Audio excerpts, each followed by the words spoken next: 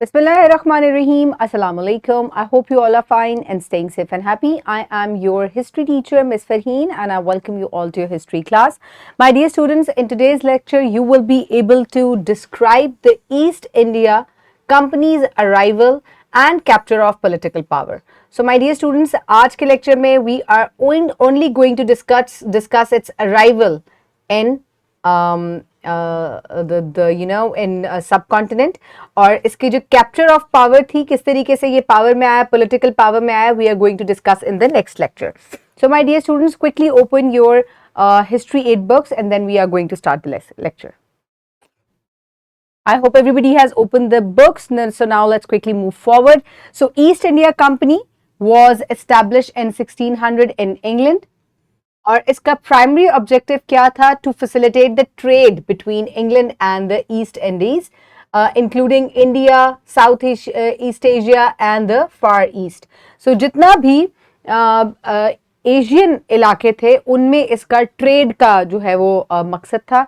Trade के लिए ये कंपनी जो है वो बनाई गई थी और नाम से ही इसके नज़र आ रहा है कि ईस्ट इंडिया कंपनी, यानी कि ईस्टर्न इलाकों में अपनी ट्रेड को एक्सेल करने के लिए यूरोपियन कंट्रीज़ में से ब्रिटिशर्स जो हैं उन्होंने ये एक कंपनी बनाई थी to excel the trade towards the eastern part of the world. So further The East India Company aimed to access the spice trade. अब ट्रेड ये किस किस्म की करते थे? ये कहते थे कि हम स्पाइस की जो है वो ट्रेड एस्टैब्लिश करेंगे और इस तरीके से इन्होंने मुख्तलिफ पोस्ट जो हैं और मुख्तलिफ इलाके जो हैं वो ईस्टर्न पार्ट जो है उसमें सिक्योर कर लिए थे.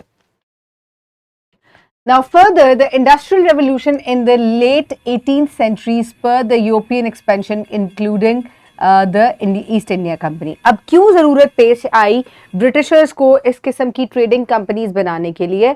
क्योंकि इंडस्ट्रियल रेवोल्यूशन के बाद बहुत ज़्यादा जो है वो रिसोर्सेज की ज़रूरत थी. तो इन रिसोर्सेज को एक्वायर करने के लिए, क्योंकि वो सिर्फ आपके कंट्री से तो पूरे नहीं हो रहे या आपके इलाकों से पूरे नहीं हो रहे, तो ऐसे रिसोर्सफुल इलाके जहाँ पे जो रिच इन रिसोर्सेज थे उनको एक्वायर करने के लिए, उनको मैक्सिमम एक्सेस करने के लिए इस किस्म की ट्रेडिंग कंपनीज बनाई गई ताकि वो उन इलाकों तक जाएं और वहां से जो है वो रॉ मटेरियल को लेकर आए और फिर वो जो है वो इंडस्ट्रीज में उनको यूज किया जा सके. So further technological advancements increase the production and demand for raw materials and markets drove this expansion. तो वही जो जब मैं आपको एक्सप्लेन कर रही हूँ कि रॉ मटेरियल, ये जो खाम माल है, इसके लिए बहुत ज़्यादा इसकी ज़रूरत बढ़ गई थी क्योंकि इंडस्ट्रीज बन रही थी, नई नई रेवोल्यूशंस हो रही थी, टेक्नोलॉजी बढ़ती जा रही थी.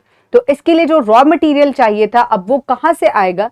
तो जितने भी रिसोर्सफुल इलाके हैं जहाँ पर ये रॉ मटेरियल पाया जाता है, तो वहाँ ट्रेड करने के लिए, उन तक एक्सेस हासिल करने के लिए ये जो कंपनीज हैं या ट्रेडिंग कंपनीज जो हैं इनको बनाया गया.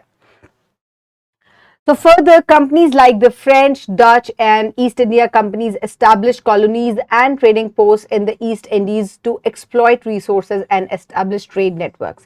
अब ट्रेड जो है वो नॉर्मल ट्रेड नहीं होती थी जैसे आजकल होती है कि आपने कोई चीज़ जो है जो आपके मुल्क में ज़्यादा है वो आप दे देते हैं, उसके मतलब आपको पैसे मिल जाते हैं. इन्होंने रिसोर्सेज को एक्सप्लॉइट किया. बहुत से और कंट्रीज जो यूरोप में थे, जैसे कि फ्रेंच थे, डच थे और ब्रिटिशर्स थे जिन्होंने ईस्ट इंडिया कंपनी बनाई, इन्होंने बहुत सी ट्रेडिंग कंपनीज बनाई और उन्होंने मुख्तलिफ दुनिया में फैल कर वहाँ अपनी कॉलोनीज इस्टेब्लिश की. जैसे कि सब कॉन्टिनेंट में ईस्ट इंडिया कंपनी जो है उसने आके अपनी कॉलोनी, ब्रिटिश कॉलोनी जो है यहाँ पर बन गई. इसके अलावा अफ्रीका के बहुत से इलाकों में जो है वो यूरोपियन कंट्रीज जो हैं उनकी कॉलोनीज जो है वो मौजूद थी. तो इस तरीके से रिसोर्सेज को एक्सप्लॉइट करने के लिए, रिसोर्सेज के ऊपर अपना तसल्लुत जो है या अपना अथॉरिटी जमाने के लिए इन्होंने इन जो इलाके हैं उनको अपनी कॉलोनी बनाया और वहां से फिर ये रिसोर्सेज जो है उनको लेते थे और अपने जिस तरीके से भी ये इस्तेमाल करना चाहते थे उसको इस्तेमाल करते थे. So further, the Mughals welcomed foreign trade to enhance economic prosperity, gain revenue, access advanced technologies and achieve political stability.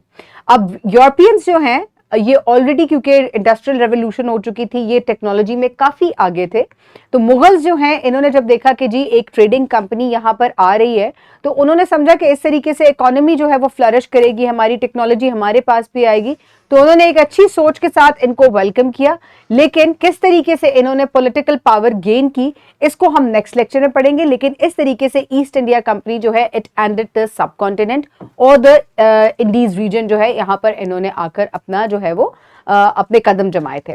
So my dear students, this was it for today's lecture. For practice, you can download this worksheet from the description box below this video, or you can get it in print from BioTeacher. Pause the video and quickly finish the worksheet. I hope everybody has finished the worksheet. For your homework, you will complete this MCQ, one from your exercise and question number 1 from exercise B. So my dear students, this was it. आज हमने east India company किस तरीके से सब continent में आई और यहाँ आकर सेटल हुए, हमने उस बारे में पढ़ा। इंशाल्लाह नेक्स्ट लेक्चर में we are going to discuss about its political power, किस तरह how it gain the political power. Until then have a good day, thank you so much and अल्लाह हाफिज।